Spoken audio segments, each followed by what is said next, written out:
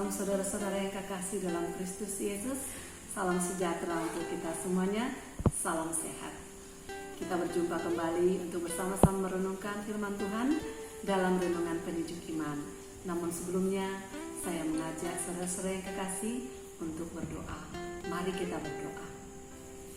Damai sejahtera Allah yang melampaui segala akal dan pikiran manusia, itulah yang memelihara hati dan pikiran saudara-saudari di dalam Kristus Yesus Tuhan kita. Amin. Saudara-saudara yang kekasih, hari ini kita akan bersama-sama merenungkan satu tema tentang pekerjaan-pekerjaan Allah yang harus dinyatakan. Kitab Injil Yohanes pasal yang ke-9 ayat 1 sampai dengan ayat yang ke-3 mengatakan demikian. Waktu Yesus sedang lewat, ia melihat seorang yang buta sejak lahirnya. Murid-muridnya bertanya kepadanya, "Rabi, siapakah yang berbuat dosa? Orang ini sendiri atau orang tuanya, sehingga ia dilahirkan buta?"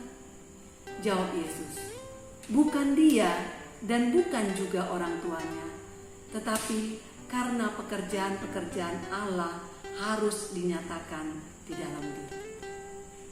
Saudara-saudara yang kekasih, bagaimana pandangan kita terhadap orang yang dilahirkan dengan tidak sempurna secara fisik?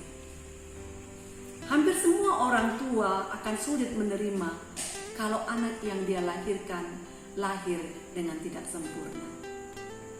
Kita sering jatuh pada pemikiran bahwa orang yang lahir tidak sempurna atau orang yang ditimpa kemalangan itu adalah karena hukuman dari dosa-dosa orang itu.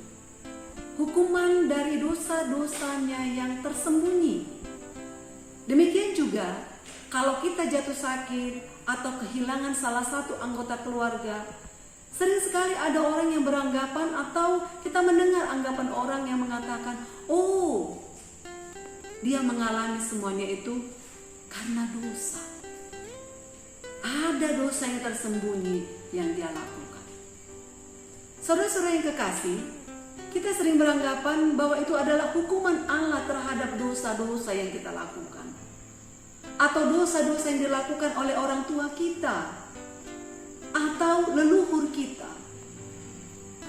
Jangankan kita, saudara-saudara, dalam konteks firman Tuhan hari ini, murid-murid Yesus juga ketika mereka bertemu dengan orang buta, mereka mempertanyakan kepada Yesus, "Siapakah yang salah? Siapakah yang berbuat dosa? Orang buta itu kah? Atau orang tuanya?" Ironis sekali memang saudara-saudara. Orang yang sudah buta itu, dia sudah sengsara dalam kebutaannya, tetapi dia masih mendengar orang-orang memperbincangkan tentang dosa yang dia lakukan, yang mengakibatkan dia menjadi buta. Tentu itu akan membuat orang buta itu semakin tertekan, dan dia akan semakin hidup dalam kegelapan. Sering sekali saudara-saudara yang kekasih, kita justru semakin membuat orang-orang semakin terjerumus dalam kesengsaraannya, dalam kegelapannya. Bukannya kita menolong, malah kita menjerumuskan. Itulah yang terjadi, yang dialami oleh orang buta pada konteks firman Tuhan hari ini. Dia mendengar bukan hanya dari orang-orang lain, tetapi dari murid Yesus sendiri yang mempertanyakan, siapa yang salah dengan kebutaannya? Dosa siapa yang menyebabkan dia buta? Saudara-saudara yang kekasih, mari kita lihat, kita fokus pada apa yang dikatakan Yesus. Ketika murid-murid mempertanyakan tentang siapa yang disalahkan dengan kebutaan orang itu, Yesus mengatakan, bukan dia dan juga bukan orang tuanya, tetapi karena pekerjaan-pekerjaan Allah harus dinyatakan di dalam dia. Saudara bisa bayangkan bagaimana bahagianya orang buta itu ketika dia mendengarkan Yesus berkata bahwa pekerjaan-pekerjaan Allah harus dinyatakan melalui dia. Orang buta tersebut pasti mengalami sukacita yang sangat besar. Bukan hanya karena dia mengalami kesembuhan, Dia yang sudah buta mulai sejak lahir, tetapi akhirnya bisa melihat keindahan seluruh ciptaan Tuhan. Bukan hanya itu saudara-saudara yang kekasih, tetapi dia juga bersuka cita karena dia menerima anugerah yang sangat besar, anugerah yang luar biasa, yaitu bahwa lewat hidupnya pekerjaan Allah dinyatakan. Saudara-saudara yang kekasih, tentu kita bertanya, pekerjaan Allah yang mana yang dinyatakan lewat orang buta itu? Pekerjaan Allah yang mana yang dinyatakan lewat orang buta itu? Saudara-saudara yang kekasih, peristiwa bahwa Yesus mencelikkan mata orang buta itu adalah satu bukti bahwa Yesus adalah Mesias yang datang dari Allah. Bahkan orang Farisi sendiri mengakui dan mengatakan, jikalau ia tidak datang dari Allah, ia tidak dapat berbuat apa-apa. Tentu ini satu pernyataan yang luar biasa, bahwa hanya orang yang berasal dari Allah yang dapat melakukan tanda mujizat. Hanya yang datang dari Allah yang dapat mencelikkan mata orang buta itu. Pekerjaan Allah dinyatakan lewat orang buta itu. Dan orang buta itu bersaksi kepada tetangga-tetangganya, dia bersaksi. Bahkan kepada orang Farisi yang mempertanyakan ketika dia dapat melihat, dia bersaksi.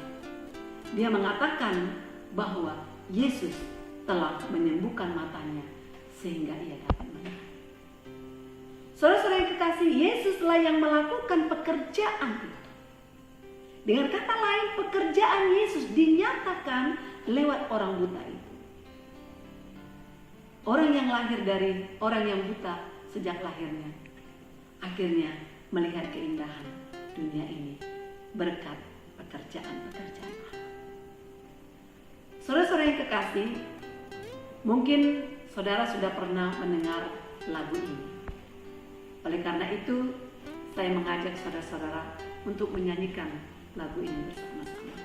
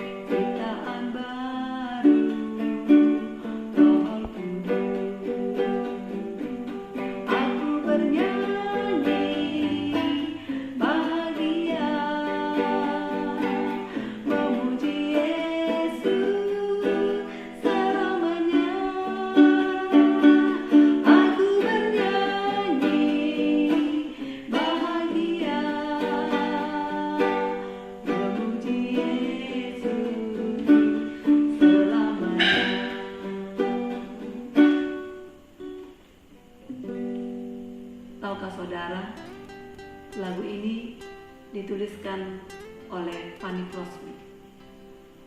Dan lagu ini dituliskan pada tahun 1873 dengan judul Blessed Assurance. Tahukah saudara bahwa yang menulis lagu ini adalah seorang wanita yang lahir normal, namun karena suatu penyakit dia mengalami kebutaan total.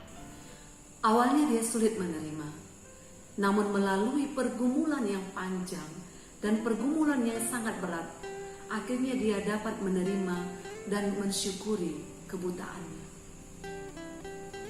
Mengapa dia dapat menerima dan mensyukuri kebutaannya?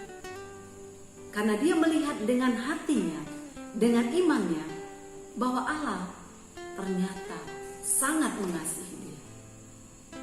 Dan Allah telah menyiapkan satu tugas khusus untuk dia. Akhirnya dengan menciptakan banyak sekali lagu, dia dapat melihat bahwa Allah sedang memakai dia dengan istimewa untuk pekerjaan Allah. Saudara-saudara yang kekasih, Akhirnya Fanny Crosby dapat menciptakan lagu sampai 8.000-an lagu. Saudara-saudara yang kekasih, apakah saudara merasa hidupmu tidak sempurna? Ingatlah bahwa bagaimanapun keadaanmu, bagaimanapun keadaan kita adalah ciptaan Allah yang sangat berharga. Dan di mata Allah, kita adalah ciptaan yang sempurna. Tuhan tidak pernah salah menciptakan saudara-saudara yang kasih. Tetapi lewat semua ciptaannya, bagaimanapun itu rupanya, bagaimanapun itu keadaannya, Allah mau memakai semuanya itu untuk menyatakan pekerjaan-pekerjaannya yang luar biasa. Oleh karena itu saudara-saudara yang kekasih, marilah kita jadikan seluruh kehidupan kita ini sebagai saksi Allah, sebagai alat Allah untuk menyatakan pekerjaan-pekerjaan Allah yang luar biasa. Sehingga akan banyak orang yang memuliakan nama Tuhan. Tuhan Yesus memberkati. Mari kita berdoa. Anugerah Tuhan kita Yesus Kristus, kasih setia Allah Bapa, dan persekutuan dengan Roh Kudus, itulah yang menyertai dan memberkati engkau sekalian hari ini, esok, dan sampai selama-lamanya. Amin. Demikianlah renungan penyejuk iman kita hari ini. Sampai jumpa pada renungan penyejuk iman yang berikutnya. Tuhan Yesus memberkati. Shalom.